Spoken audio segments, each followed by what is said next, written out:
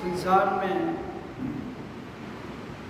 हर इंसान वो जिस भी संप्रदाय में पैदा होता है, जहाँ पैदा होने के बाद किसी संप्रदाय में चला जाता है, उसका लक्ष्य क्या होता है, उसको पहले अपना लक्ष्य जानना चाहिए। अगर हमें अपना लक्ष्य ही पता नहीं तो हम तो फिर गलत दिशा में जाएंगे, कभी भी नहीं ठीक दिशा में जा सकते।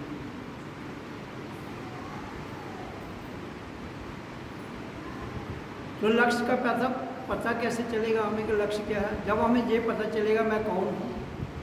हमें तो यही सिखाया गया था बचपन से कि तुम किसी के बेटे हो, कोई तुम्हारा बाप है, कोई तुम्हारी माँ है, कोई तुम्हारा भाई है, यही कुछ सिखाया गया। ये नहीं सिखाया गया कि हम कौन हैं। और उसी प्रथा को रिपीट किया जा रहा है। पहले जब तक इस बात की समझ नहीं आएगी मैं कौन हूँ, तब तक ना तो लक्ष्य की समझ आएगी, तब तक ना तो इस बात का कभी भेदभाव समाप्त होगा। जो है क्या भेदभाव है यहाँ? अमीर और गरीब एक भेदभाव, दूसरा प्रजातंत्र और स्वतंत्र, गुलामी और आज़ादी।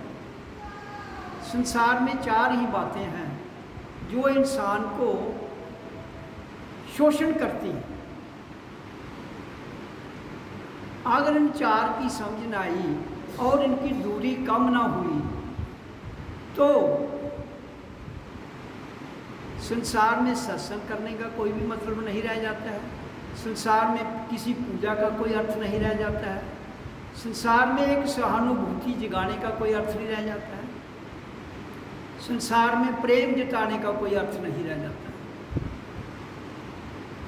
और ओम की एक ऐसी ध्वनि है, तो उनका उच्चारण क्यों करवाया जाता है, मैं बहुत बार बता चुका हूँ।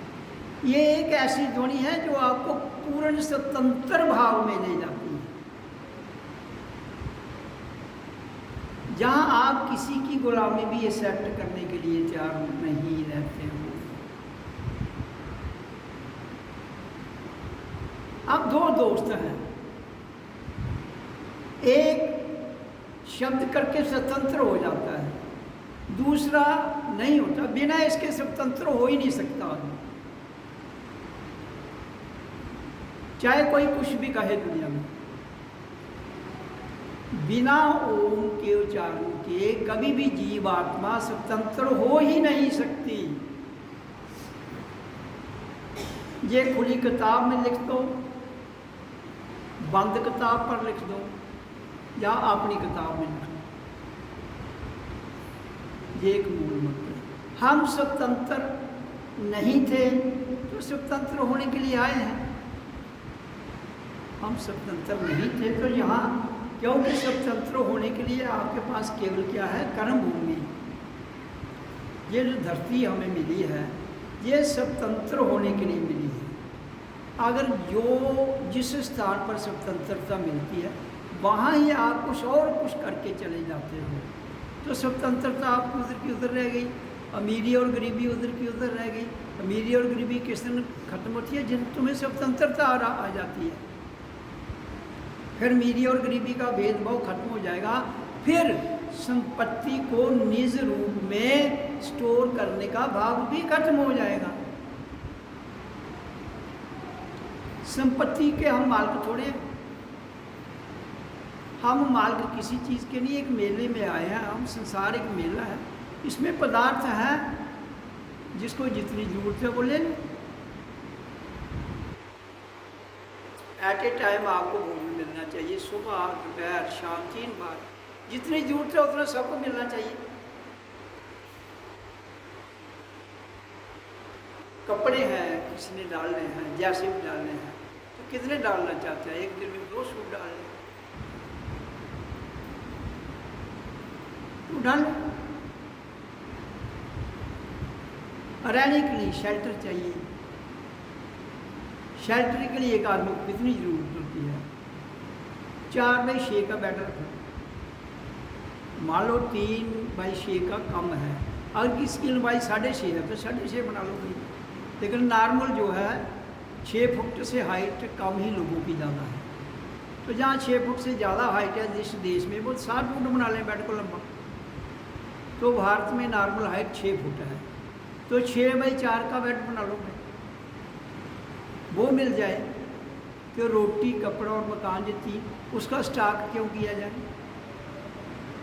खाना जो खाना वो खाओ भाई, रोज़ मिल जाना चाहिए ना।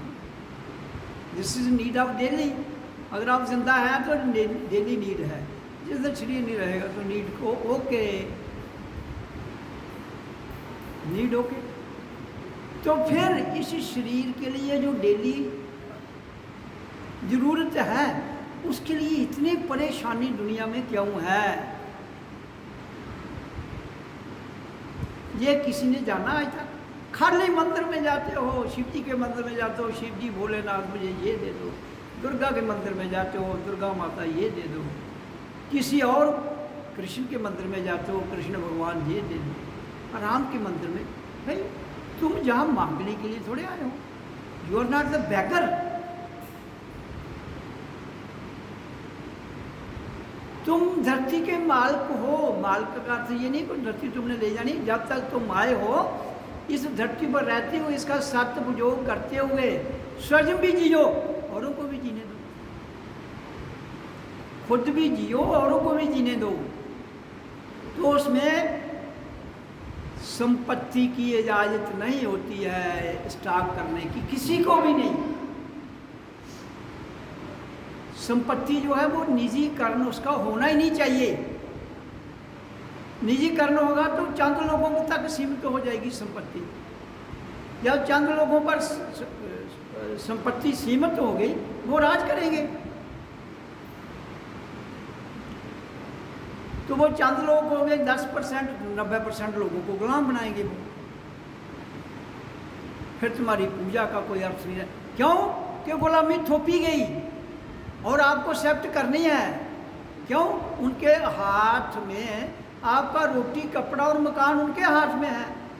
Whereas it is not there birth right. उनका भी काम यही था कि वो भी अपने आप को जानते मैं कौन हूँ। बिना जाने जो भी आदमी राज पर बैठता है, राज गद्दी पर बैठता है, वो कभी भी न्याय नहीं दे सकता जनता को।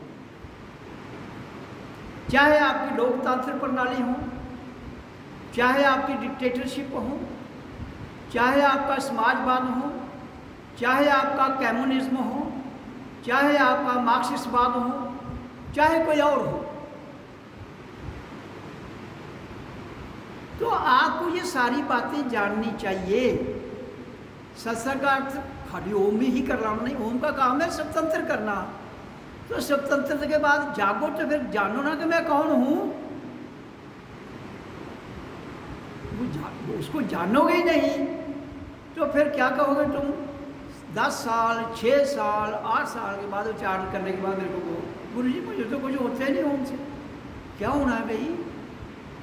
इंसान थे तुम, इंसान ही रहना, कोई गधा तो बनना नहीं है भाई तुमने। होना क्या है? जो गुरु ने कहा उस पर तुम चले ही नहीं। जो गुरु कह रहा है उस पर तुमने क्रियात्मक जीवन डाला ही नहीं। तो गुरु के पास शिकायत लेके तब आना चाहिए जब जो गुरु ने बताया है उस पर चल कर, फिर अगर उसका प्रभाव नहीं हुआ फिर गुरु जिम्मेदार है। देखो जीवन तो सरल नहीं है। ये जीवन सरल क्यों नहीं है? है सरल। सरल जीना ऐसे, लेकिन सरल से असरल इसको बना दिया गया है। किसके द्वारा? हमारे धर्म के ठेकेदारों के द्वारा, हमारी लोकतांत्रिक हो या समाजवाद हो उस प्रणाली के द्वारा।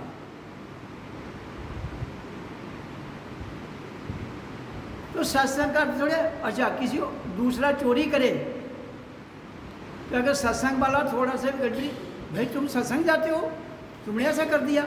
भाई मैं सत्संग जाता हूँ, मैंने ऐसा कर दिया, तुम क्या, तुम चोरी करते हो, तुमने क्यों की? तुम नहीं सत्संग जाते उसका मतलब चोरी करते रहो, उसका मतलब लोगों को तंग करते रहो। ये कौन सी मानवता सिखाती है? आप थोड़ा सा गलत काम कर दो तो कह भाई तू सत्संग जाता है उधर तो ये कर दिया। भाई तू खुद जो पूछ रहा है वो खुद अपने को नहीं पूछेगा कि मैं क्या कर रहा हूँ। सत्संग जाने का अर्थ है जागना। कहो भाई हम तो जाग रहे हैं, तुम भी जागो, करो। बाकी तुम्हें you have no right to put a question. किसी आदमी को किसी चीज़ की एबीसी ही नहीं पता है तो वो पूछे भाई एमए क्या होती है? भाई जाओ स्कूल पढ़ो, जानो, लगन दो, उधर समय दो। खाली किसी को क्रिटिसाइज करना अच्छी बात नहीं। हाँ क्रिटिसाइज करो खुद को जानकर मैं कौन हूँ। अगर खुद ये नहीं जान पाते हो मैं कौन हूँ तो फिर खुद को क्रिटिसाइज करो। मुझे समझ क्यों नहीं आ रही है? खुद को तो क्रिटिसाइज तुम करना नहीं चाहते हो, खुद से तो सवाल पूछना नहीं चाहते हो, खुद को तो अच्छा बुरा कहना नहीं चाहते हो। खुद को दिक्कत होती है, यार मैंने कोई ऐसा काम गलत नहीं किया तो मुझे क्यों ये दिक्कत? तुम्हें कैसे पता लगा? तो इस जन्म में जो काम किए हैं तुमने वो कितने ठीक किए कितने गलत किए इसका निर्णय कौन लेगा? तुम जज तो अभी बने नहीं हो। हाँ जज किस दिन बन जाओगे? जिस दिन विवेक तुम्हारा जागेगा, जिस दिन तुम्हारे भीतर का विवेक जागेगा। आपके अंदर मन है, आपके अंदर बुद्धि है, आपके अंदर विचार है, आपके अंदर काम है, क्रोध है, लोभ है, मोह है, अहंकार है, मन है, बुद्धि है, अहम भाव, ये सारी शक्तियाँ हमारे भीतर हैं हम सबके।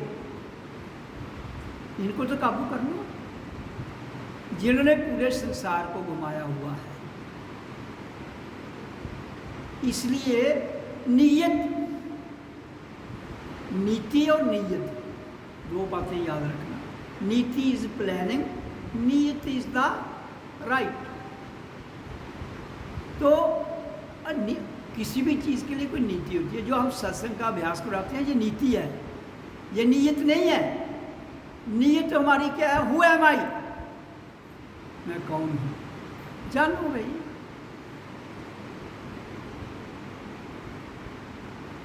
उसको तो उसकी ओर तुम जान ही रहे हो।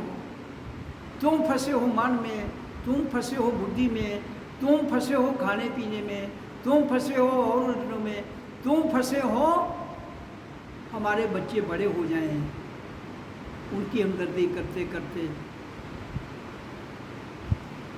जो इसका अर्थ ये नहीं कि बच्चों को पालना नहीं है, इसका अर्थ ये नहीं कि बच्चों को शिक्षा नहीं देनी है, इसका अर्थ ये नहीं कि बच्चों को समझाना नहीं है। ये सारे अर्थ समझते हुए ये भी साथ में जानना है कि मैं कौन हूँ। फिर हमारा जो यहाँ धरती पर आने का मकसद पूरा होता है। बाकी रही शिक्षा की बात, कुछ लोग अशिक्षित रहने के बावजूद भी पूरी दुनिया को गाइड कर गए हैं। नानक, कबीर, रविदास, कृष्ण कहाँ पढ़ा था, राम कहाँ पढ़े थे ये लोग? नहीं, लोग कहेंगे नहीं वो पाठशाला में जाते थे, उनको बड़ी जल्दी समझ आ गई। देखो कहानियाँ बनाने में आप कुछ भी बना लो। वो आज के युग में भी आपके पास ऐसे ऐसे बच्चे हैं जो 6-6 साल की उम्र में ऐसे ऐसे कर्तव्य कर रहे हैं जो वो उन्होंने नहीं किए हैं। तो वो तो हर युग में ऐसे लोग होते हैं। एक राजा होता है, उसकी हिस्ट्री लिखी जाती है, उसकी प्रसिद्धि हो जाती है। एक की हिस्ट्री नहीं लिखी जाती, उसकी प्रसिद्धि नहीं होती। तो इसलिए जो हिस्ट्री शीट है ये मत लिखी जाए।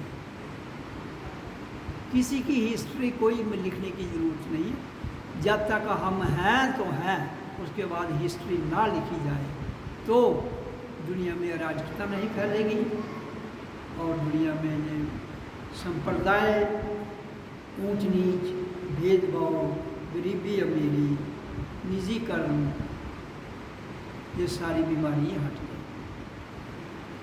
उसके लिए उनका उच्चारण किया जाता है, उसके लिए सत्संग किया जाता है। सत्संग का और कोई अर्थ नहीं है। अब हम पहले उनका उच्चारण किया, उसके बाद ध्यान के बीच में सोहम हूँ, मैं हूँ। तो अब आप केवल अपनी श्वास को देखो और ध्यान दो।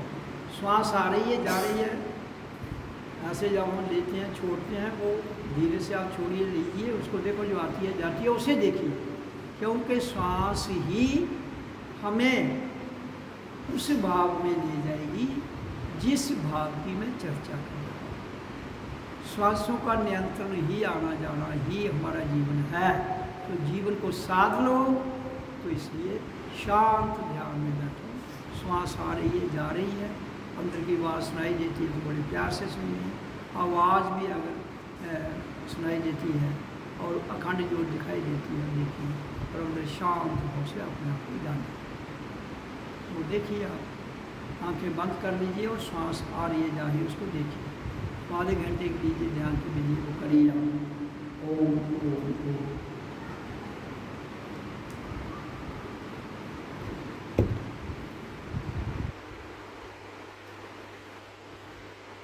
श्वास आ रहा है, जा रहा है, उसको लीजिए, छोड़ दीजिए, लीजिए, छोड़ दीजिए। वो आ रहा है, जा रहा है, उसमें अपने आप को स्थिर कीजिए।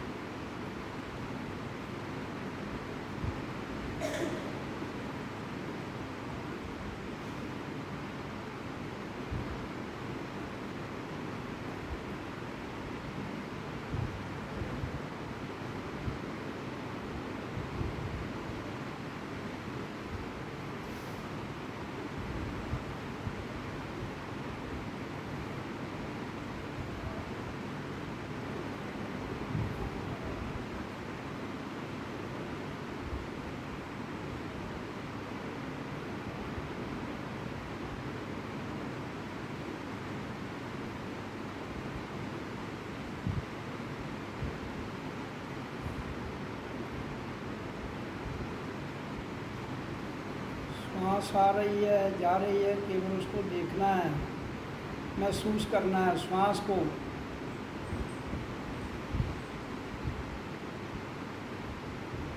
और कुछ नहीं करना है, केवल श्वास को देखना है, सोना नहीं है।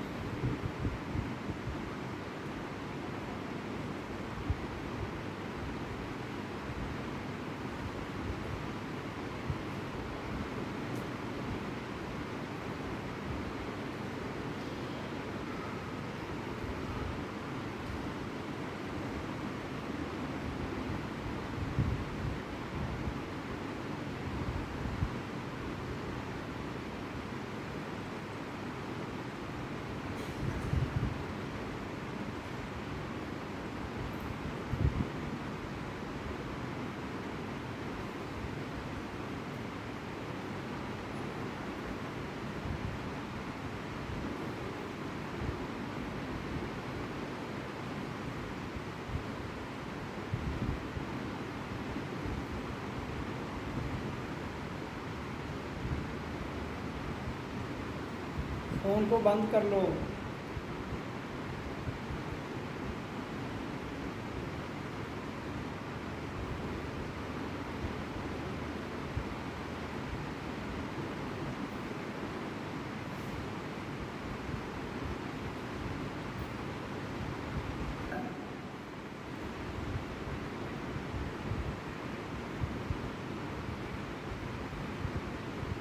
दूसरों को रोकते रोकते खुद भी बह जाएंगे हम, इसलिए स्वयं को रोकना है, स्वयं को जानना है।